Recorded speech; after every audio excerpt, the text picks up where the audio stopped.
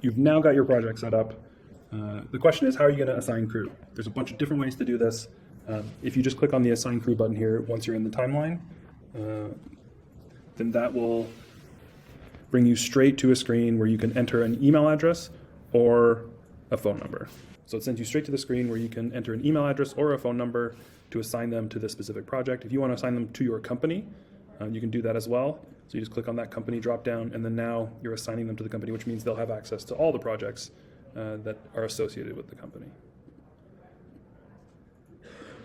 So you can enter in somebody's email address directly, like this.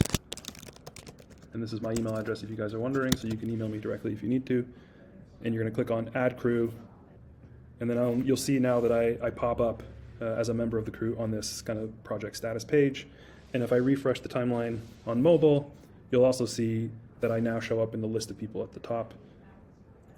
One other thing, if you're on site and you want to invite somebody while they're in person and you don't want to go through all this handoff with phone numbers and texting and emails, then there's a really simple way to add somebody directly to a specific project.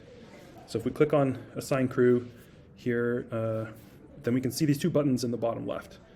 And one of them is a QR code.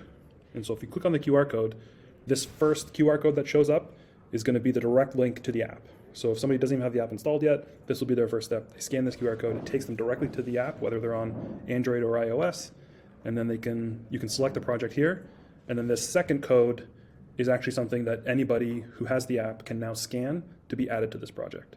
So it's a really quick way to add a large number of people on site very quickly without any hassle.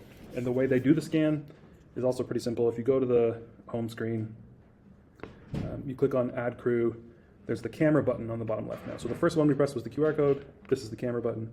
We click on the camera button, and now I'm going to see, and just like that, after a quick scan of the QR code, that person on the app has now been added to the project as well.